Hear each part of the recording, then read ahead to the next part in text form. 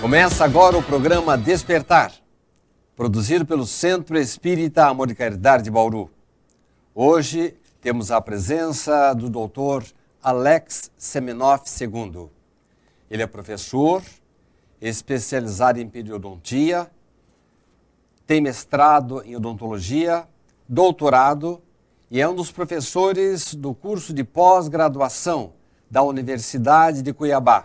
Nosso programa de hoje, a presença do Dr. Alex Semenoff II.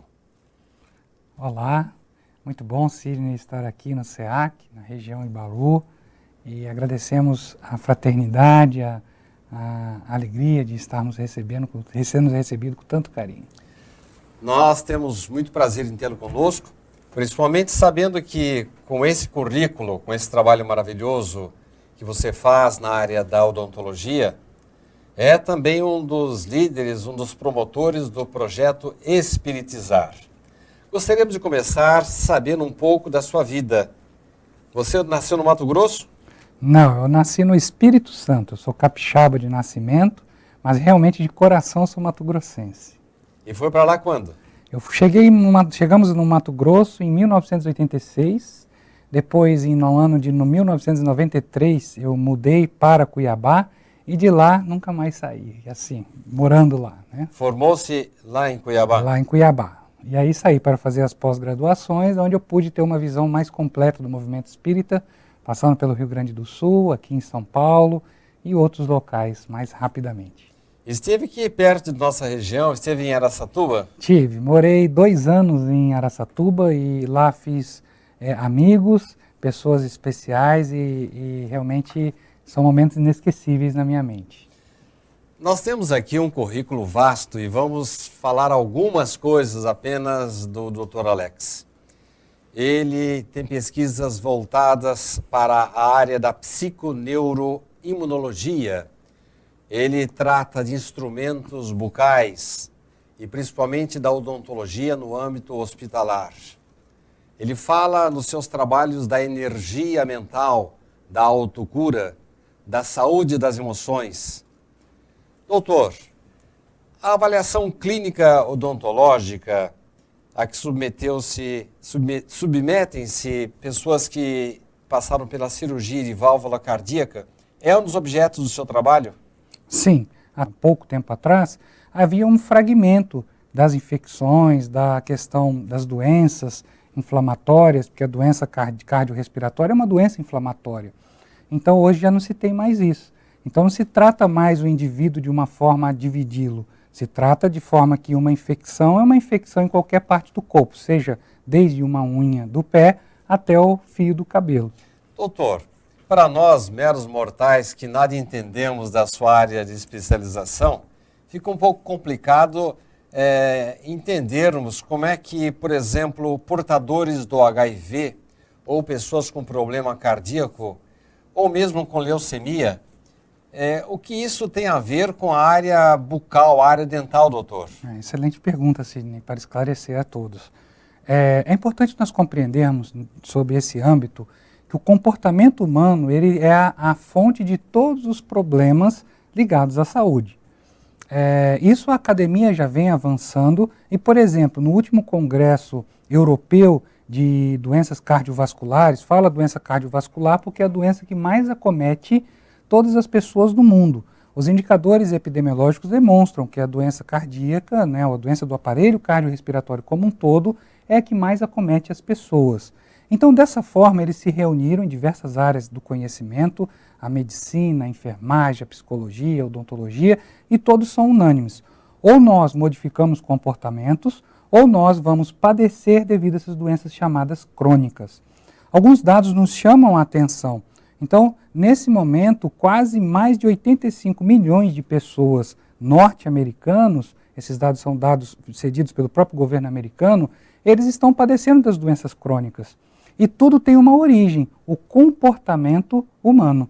Então, por exemplo, o paciente portador do vírus HIV, ele que tem um comportamento atípico e não está ligado de alguma forma aos programas brasileiros, que são um dos mais famosos do mundo, eles vão ter problemas em controlar o vírus, né? O paciente que fuma Algumas vezes acompanhamos pacientes que submeteram-se a tratamento de câncer de boca e às vezes sai da radioterapia fumando.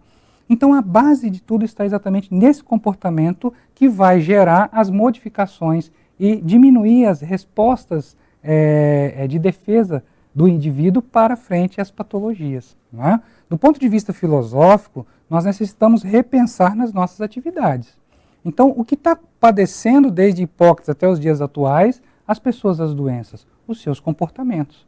Como ele vê a vida, como ele está estabelecido dentro de família. E hoje a ciência é clara numa concepção religiosa, e não de religião A ou B. Claro que eu optei pelo espiritismo, por acreditar que isso modifica a minha vida. Mas de uma maneira geral, as religiões, há estudos e revistas científicas, de forma muito clara, estabelecem que o espírito de religiosidade, ele tem um fator protetor na vida das pessoas. Então, o espírito de religiosidade, ele é capaz de evitar essas doenças crônicas. Né? O próprio organismo conduzia a uma agressão a si próprio. No próximo bloco, eu vou perguntar ao Dr. Alex a respeito um pouco mais dessa proteção que você, meu caro telespectador, pode adquirir se tiver uma religião.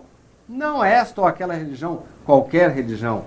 Vou perguntar a ele também a respeito do medo, do estresse, da ansiedade. Não saia daí, já já estaremos de volta.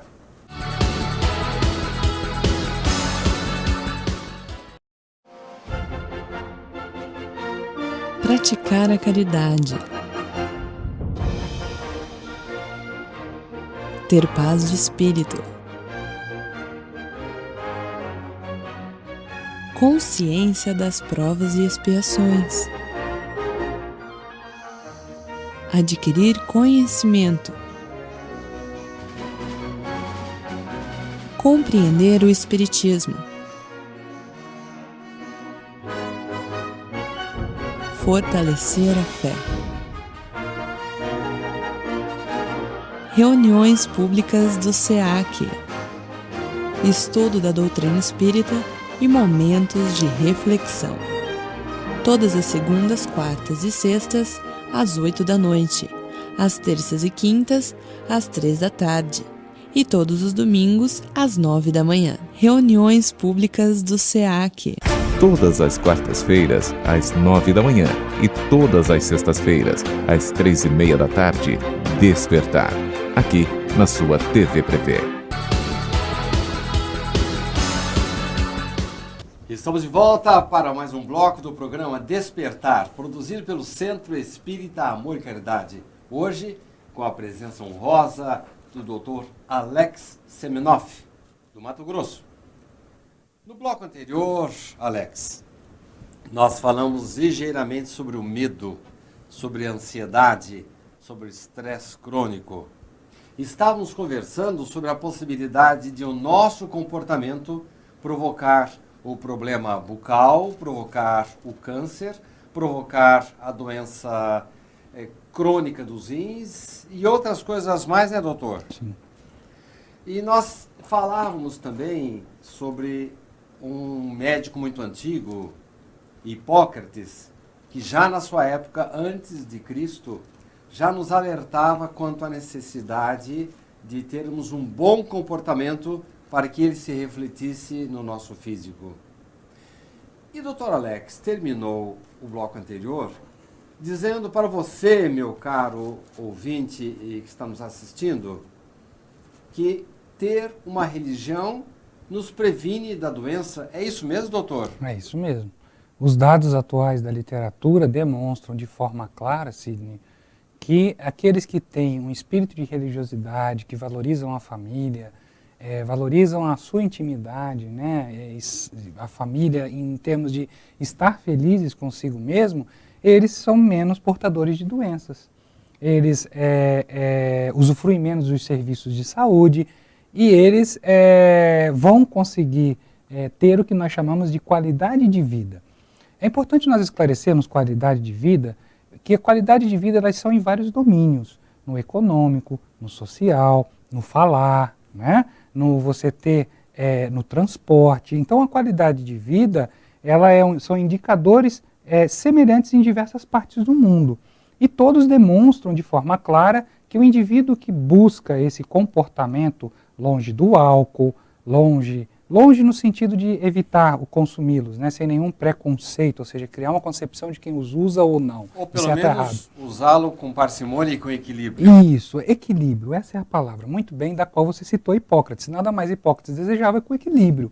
Então esse equilíbrio, ele é alcançado por si mesmo. Quando a pessoa está bem com você mesmo, e, por exemplo, os dois fatores maiores de risco que nós temos ligado a isso são os problemas com os filhos e os problemas financeiros, por exemplo, né? E quando você não consegue lidar bem com essa sociedade, né, nesse ecoturismo, essa ecologia, ecoturismo não, ecologia como um todo, você inserido nesse meio, o meio inserido em você, você acaba desenvolvendo doenças.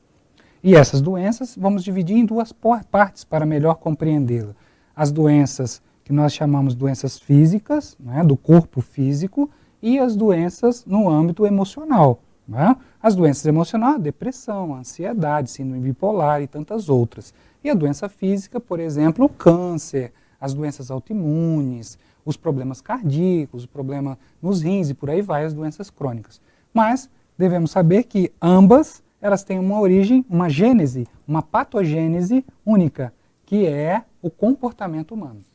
Quer dizer, então, corrija-me se eu estiver errado, se eu levar a sério a minha religião, você, meu irmão que está me ouvindo agora, católico, evangélico, espírita, ou qualquer denominação religiosa, se eu levo a sério o bem-estar do próximo, se eu estou ligado a Deus, eu terei menos medo, menos estresse e terei menos ansiedade. E com isso ficarei menos doente, doutor, é isso? Perfeito. O principal vai ser mais feliz. Então, a primeira é o que você está sentindo ao procurar essa religião. Essas pesquisas, elas buscam compreender exatamente esse aspecto que você colocou. Como eu estou vendo essa religião? Se eu vou a essa religião de forma pesada, de forma a obrigação, algo está equivocado. Ou às vezes até com interesse, doutor. Exato, outros interesses, que você pode até colocar uma máscara que você está feliz. Porque tem gente, doutor, que sai por aí distribuindo pão para poder ficar melhor com Deus. Uma espécie de mercantilização com Deus. É que deseja privilégios. E a ciência, através das suas ferramentas, né, ela consegue diagnosticar esses vieses. Você pode até falar num questionário que você está feliz ou não, mas dentro de si como é esse buscar, né? Esse religar-se a Deus. Religião é isso, religar-se a Deus. Quando verdadeiro, isso vai determinar nos indicadores de saúde, sanguíneo, por exemplo, melhoras. Né? Então, esses estudos, eles buscam exatamente isso. Essa qualidade de vida é o indivíduo viver melhor e ser feliz.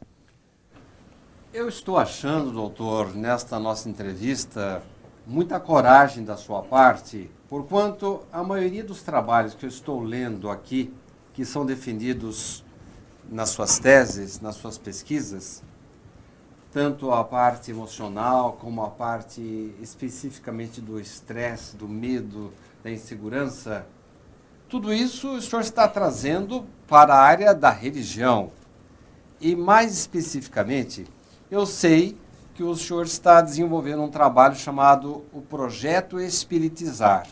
Antes de entrarmos no projeto propriamente dito, sabemos de onde ele surgiu e quais são os componentes dele, eu lhe pergunto, fica fácil trazer da ciência para a área filosófico-religiosa essas suas pesquisas? Não há uma estranheza dos dois lados, tanto dos cientistas quanto daqueles que o abrigam na área filosófico-religiosa?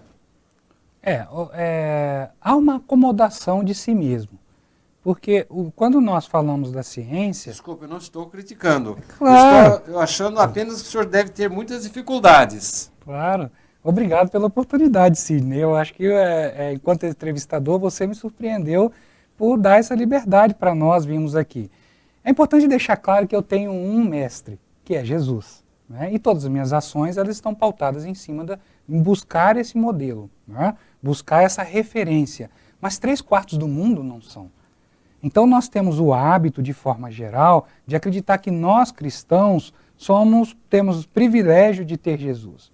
A nossa doutrina, a doutrina espírita, ela levanta uma metodologia de modificar-se a si mesmo. E nós, ocidentais, de forma geral, nós sempre estamos intervindo.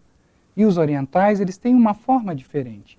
Sabendo que tem Krishna, tem Buda e tantos outros, uma metodologia diferente. Então eles também são amados por Deus, esse ser maior, né? A inteligência primária. Esse é o primeiro ponto.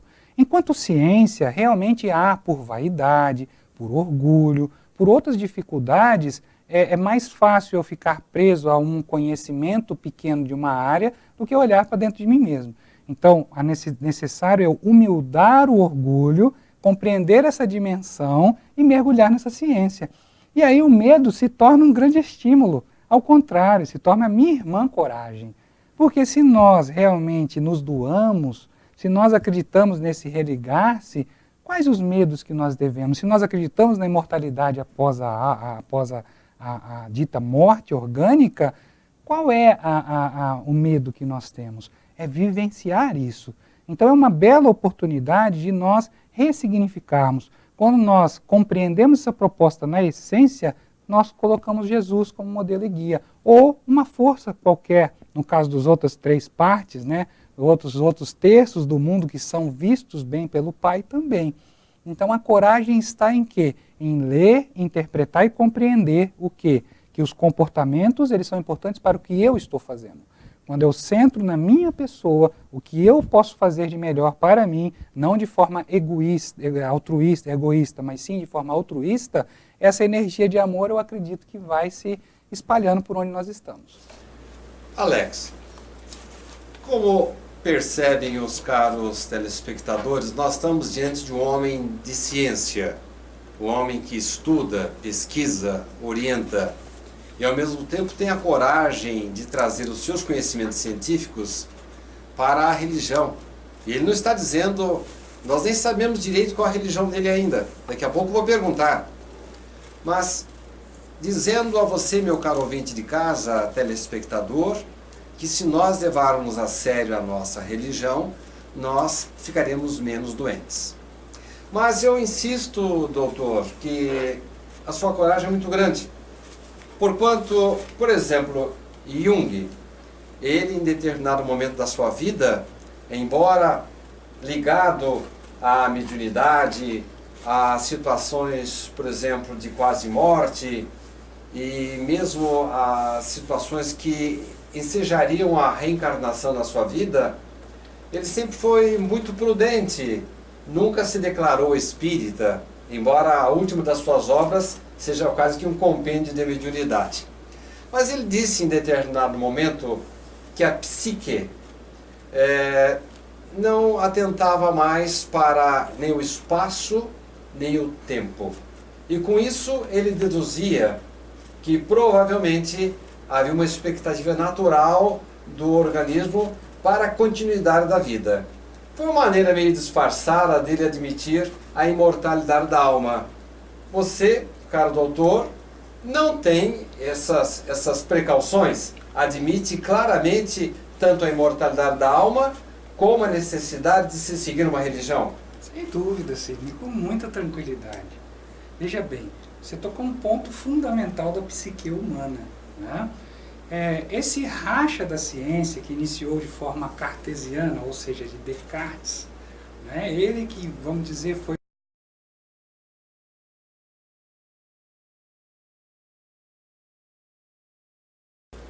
ele morria. Se alguém na atualidade colocasse uma arma ou algo nos meus filhos, eu talvez mudaria de ponto, né? Talvez não teria a fé dos primeiros cristãos.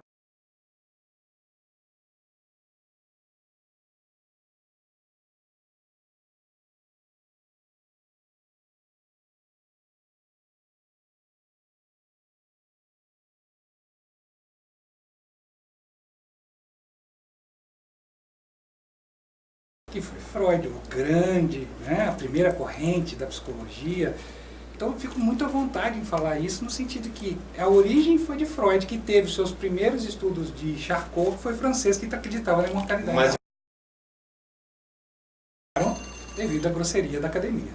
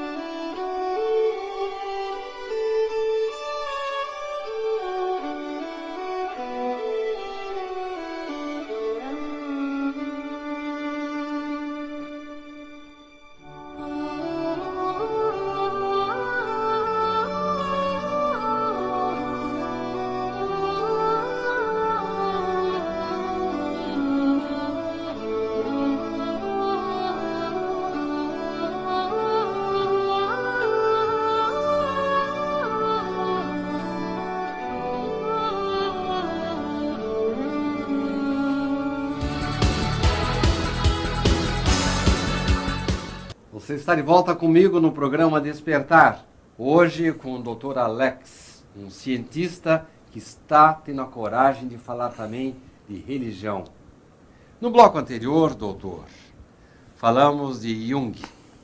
Gostaríamos que o senhor se referisse um pouco mais a ele, porquanto, depois de Freud, é o que nos trouxe muitas orientações preciosas na área da psique.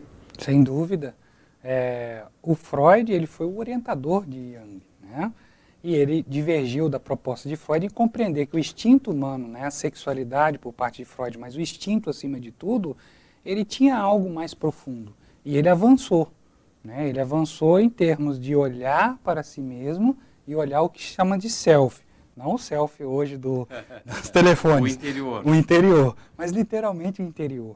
Então, esse mergulhar no interior é que vai produzir as energias benfazejas para nós. Então, seguindo Descartes, essa conexão, da qual nós terminamos o bloco, ele vem daí. Não há essa fragmentação. Nós é que construímos essa fragmentação devido a uma ciência extremamente dividida em relação à religião.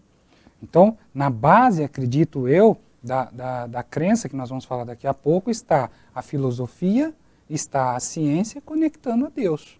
Então, essa somatória de forças, não há um desmembramento, vamos dizer assim, uma facção, é tudo junto. Isso, um fracionamento. Obrigado, Sidney. Então, essa junção de fatores vão exercer ações de bem-estar em mim mesmo, da qual essas ações possibilitam eu fazer o bom, o bem e o belo. Pelo que eu estou entendendo, doutor, nós temos que tomar muito cuidado de não separar o emocional do espiritual, do físico. O homem integral abrangeria todos esses aspectos? Sem dúvida. Nós saímos do homem sapiens na atualidade para entrar no homem noérticos. Este é um conceito que nós temos. Um astrônomo, ele chegou lá, saiu do orbe terrestre e quando viu a imensidão do universo, ele falou, há algo superior. E adentrou novamente no orbe terrestre, encontrou um médico e a partir da união desses dois surgiu o homem noético, que é o homem integral, é o homem, é o ser consciencial, é o ser conectado com esse todo. Mas não é essa filosofia de olhar para cima e dizer, ai, que céu bonito. Não, é de olhar para cima, observar que o céu é azul e saber que é muito bom estar vivo.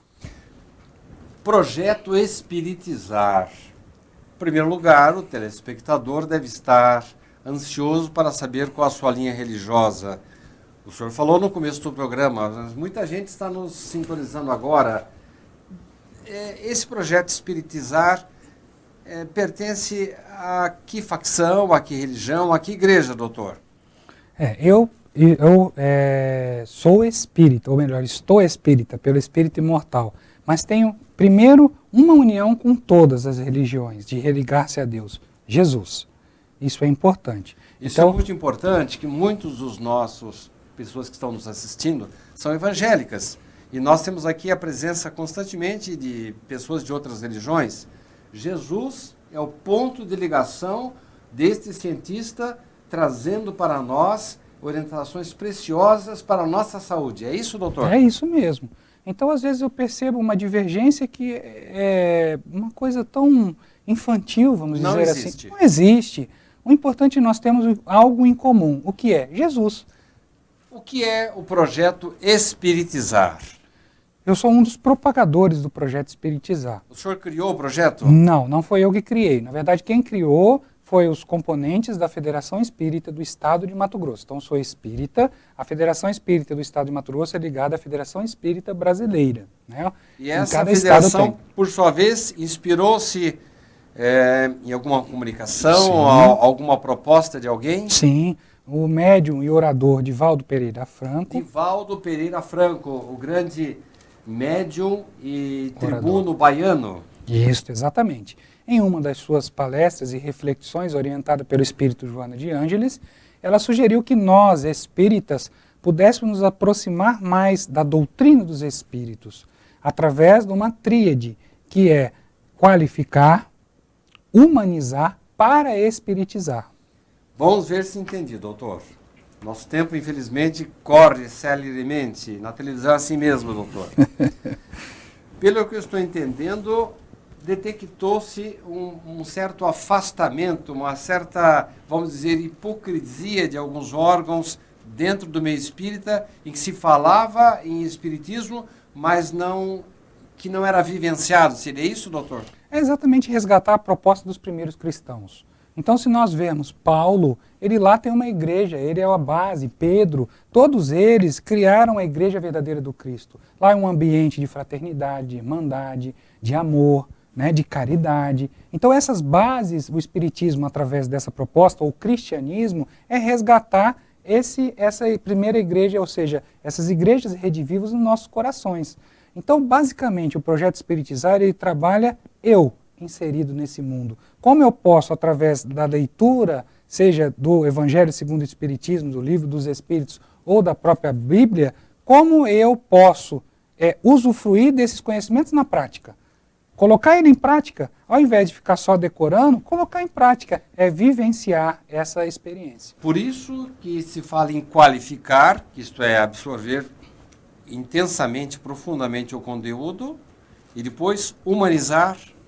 Exato. Eu preciso ouvir de você alguma coisa sobre alto amor. O alto amor é nós compreendermos Jesus. Jesus é a nossa referência. Ele pôde, através do alto amor, da compaixão, da humildade, olhar para dentro de si e compreender cada um dos seus irmãos, sem criar censuras, sem criar obrigações. Mas o alto amor não é egoisticamente pensar só em si mesmo, doutor? Ao contrário. Essa é a grande diferença. Amar a si mesmo. Amar a si mesmo. Amar o Senhor, né? E amar a si mesmo. Há interpretações, muitas vezes, dá uma questão de privilégio, como se você amasse o Criador e você tivesse o privilégio. Não, essa construção é trabalhar. O universo continua trabalhando. E nós também necessitamos trabalhar em prol de nós mesmos, de forma altruísta, de forma que esse amor ele possa fazer as opções. Nesses dias, né, de opções às vezes sensualistas, aproveita-se para o quê? Botar o descanso, o repouso em falar de Jesus, que é o que nós estamos fazendo. Infelizmente, o nosso tempo acabou. Muito obrigado pela sua presença no nosso programa, doutor. Valeu, Sidney. Chegamos ao final de mais um programa Despertar. Eu estou à sua disposição. Faça a sua pergunta para o meu e-mail pessoal, 1948@uol.com.br. Até o nosso próximo programa Despertar. Conto com você.